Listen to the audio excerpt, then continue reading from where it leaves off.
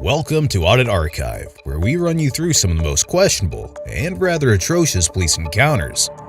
Today, we're looking at a case where officers quite literally kidnapped an innocent man in broad daylight by putting him in handcuffs and throwing him inside a patrol vehicle without giving a reason. On April 18, 2023, the Town of Kent Police Department received a 911 call from a resident in the area who claimed that there was a suspicious man who rang his doorbell and stood around for some time while observing his house and truck. He added that the man was no longer on his property, but he wished for officers to come by and see if anything was up, since he was at work at the time. The image you see on screen is a snapshot of the man, which was captured by the resident's doorbell camera.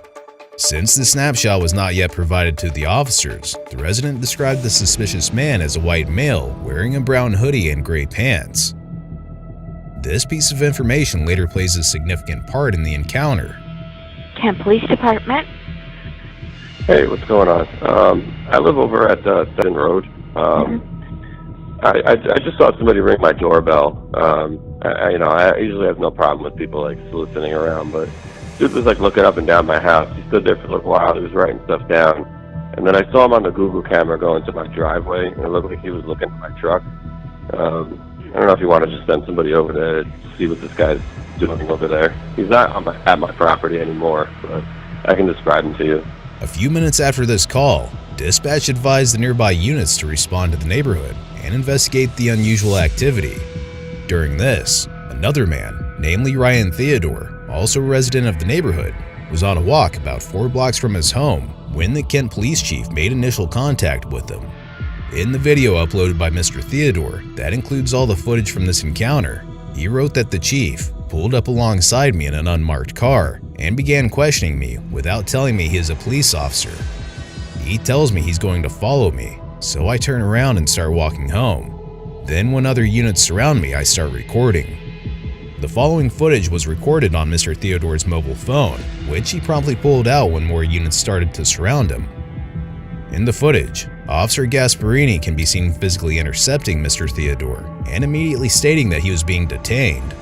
In response to this, Mr. Theodore rightfully demanded the reasonable, articulable suspicion of a crime that Officer Gasparini may have had against him. Are you detaining me, sir? Yes, I am. Stop. For what crime? Stop. What is your reasonable, articulable... Do not touch me, sir. Turn around. For what have I done? I'm detaining you. Turn around. For what suspicion? What is your reasonable, articulable suspicion of a crime?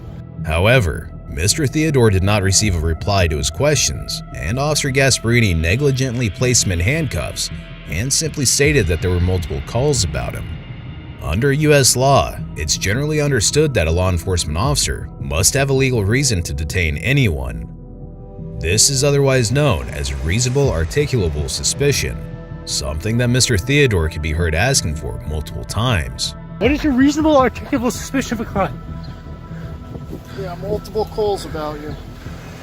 Regardless, it's stated that reasonable articulable suspicion is what an officer needs to perform an investigatory stop.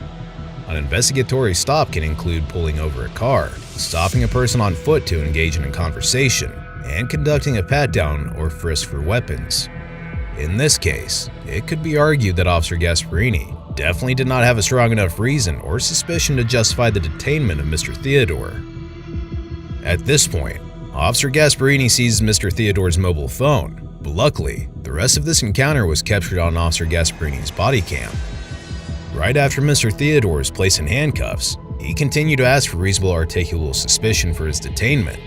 In response, the chief laughed in Mr. Theodore's face, and when asked if Mr. Theodore's freedom was funny to him, he replied with a clear yes. What is your RAS? It's funny? My freedom is funny to you? Yeah, no, it is. It's hilarious. Then, to make matters even worse, the chief claimed that there was a complaint against a man with a matching description. However, the 911 call recording told a different story. Can you describe him to me? Yeah, he's wearing like gray pants. It looks like a tan, like Carhartt type hoodie. There is no way the officers were mistaken here. They very well knew that the person they were looking for had a completely different description, since Mr. Theodore was wearing a gray hoodie with blue jeans. Not one piece matched the description. Note how Officer Gasparini accused Mr. Theodore of looking through people's windows. It's almost as if all the officers on scene blindly believed that they had the right man in custody, which was obviously not the case. As this went on, Mr. Theodore made it clear that he did not want to speak to any of the officers, but just wanted to be told the reason behind his detainment, and simply wanted to be freed so he could go about his day. Subsequently, Mr. Theodore was secured and searched in the back of a patrol vehicle while being told by Officer Gasparini that he was indeed the suspect they were looking for, stating that the officers had all the proof needed to back it up. Mr. Theodore was in visible disbelief at this point and exercised his right to remain silent by stating that he would answer questions only with an attorney present. Now, this is where things start to appear even more outrageous. Watch as Officer Gasparini shut the patrol vehicle's door and approach the other officers on the scene. While the footage is muted, one of the detectives, namely Detective Knapp, was captured telling Officer Gasparini to turn his body cam off. Even though there's no audio, reading Detective Knapp's face is enough to prove that this was true. Luckily, Detective Bouchen's body cam continued to run throughout the rest of this encounter. It can be seen that Detective Bouchen and Detective Knapp approached the patrol vehicle where Mr. Theodore was detained. They finally said that they wanted to explain the entire situation to Mr. Theodore, which is something they should have done way before. Note that it had now been almost 10 minutes since they first made contact with Mr. Theodore. Detective Bouchen then told Mr. Theodore a bunch of inaccurate details, stating that the department received multiple calls about a suspect entering properties, knocking on doors, and poking in windows, adding that Mr. Theodore matched the suspect's description. It was later revealed that there was only one call received by the Town of Kent Police Department about the suspect who had done these activities. And regarding the description, it's pretty clear that Mr. Theodore did not remotely match it. After this, it can be seen that the officers engaged in multiple discussions while Mr. Theodore was detained inside the patrol vehicle. Unfortunately, we will never really know what the officers talked about since the footage is muted. However, in one of the instances, we can see all the officers staring at an image, which was presumably the snapshot captured by the resident's doorbell camera.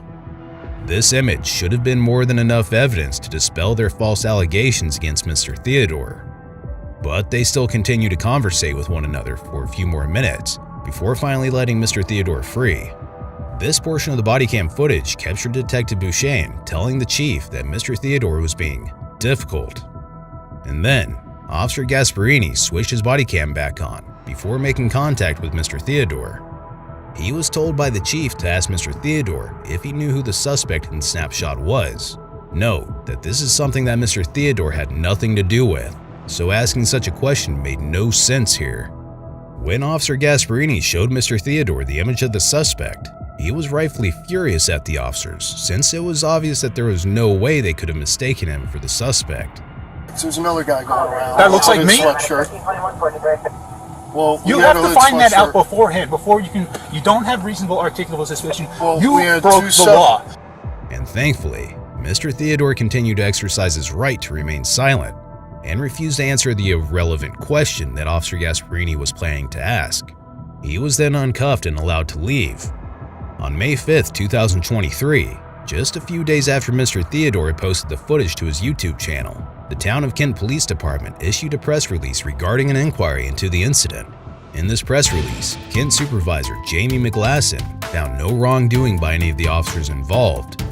She stated that, "I did my own private investigation and interviewed all the officers. I interviewed Mr. Theodore. I gone through all the radio traffic that we got that day. I went through all the pictures, and that was my findings, that there was nothing." It's reported that local media outlet, the Examiner News, had left a message for Chief Kevin Owens to comment on the incident. However, a response was not received. Meanwhile, in a recent video uploaded on Mr. Theodore's channel, he claims that Supervisor McGlasson had mailed him a letter that detailed her investigation, but he pointed out that her claims were mostly inaccurate.